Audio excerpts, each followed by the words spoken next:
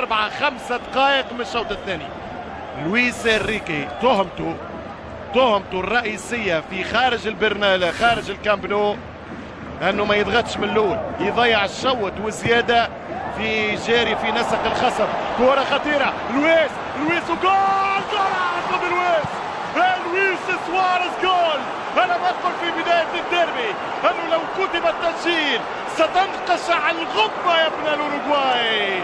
1-0 البيستوليرو بالمسدس، طلقة من 10 امتار، يقتنص الكرة الغدار، يهرب الكرة ويكمل بها مشوار قدام انصار غير الانصار، قدام انصار اسبانيول، ويسجل هدف بداية المشوار نحو الانتصار.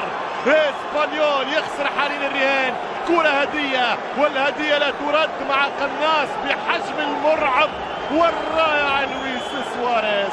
لويس هذه ما ضيعهاش، هذه لو ضيعها الحقيقة باش تدخلوا في دوامة شك، هذه باش تعذبوا مع انصار برشلونة وانتقادات برشلونة وغدر جمهور برشلونة. ولكن قسوة الكرة لها ايام، لفت ودارت وغابت عنه ايام، خرج لهم المسدس وضرب في المليان. انه بالاوروغواي ولد الناسيونال دي مونتيفيديو حقيقة ماهوش مرتاح، ماهوش بنفس احاسيس الكلاسيكو اللي قدم فيها مباراة كبيرة.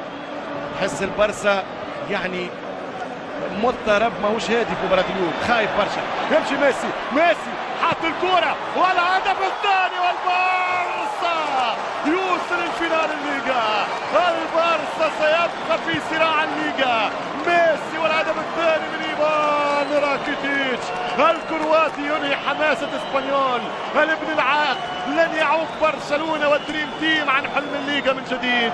ايفان راكيتيتش مرة من هنا، ايفان يسجل هدف جديد، الباس ولا اروع، التمريرة حاسمة والاسيست مرة اخرى دي جراندي ليونيل ميسي لراكيتيتش، والراقي يرتقي للبرسا في صدارة الدوري مع نادي ريال مدريد.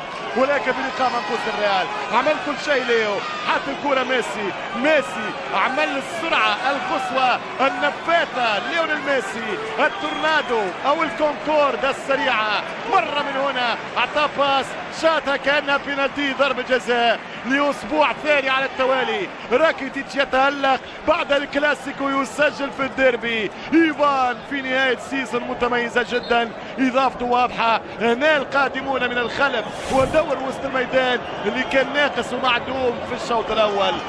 86 غدا ما تنساوش فما الديربي توتنهام ارسنال، هو تشيلسي ايفرتون. البريمير ليج تقرب من تشيلسي ولكن ليس بعد. ميسي طيحهم، ميسي اعطى باس كرة فيها هربت نيمار، لكن برافو الدفاع. يرجع نيمار يعطي الباس، يجري اللاعب لوبيز، تمشي الكرة ليونيل ميسي والثالث الترسيرو ديل بولجا. ميسي يلعب كرة والدفاع يرتبط. الهدف الثالث يا الكتالوني، الهدف الثالث، رصاصة الرحمة او رصاصة القهرة او رصاصة النقمة او ديربي لن يعوقك يا لويس انريكي.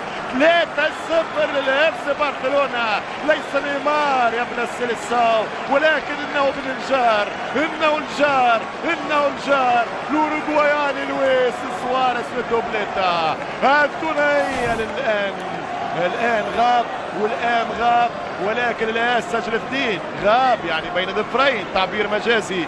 لو لم يحضر الآن ولم يساهم الآن لا ما سجل الآس ولا ما انتصر الأمسان ورفقاء الأمسان.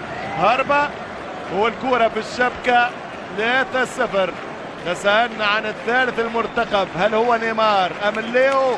في الأخير عاود من جديد، محل العودة من جديد، أحن إلى الشبكة من جديد، سجل فيها من جديد، زارها مرة أخرى.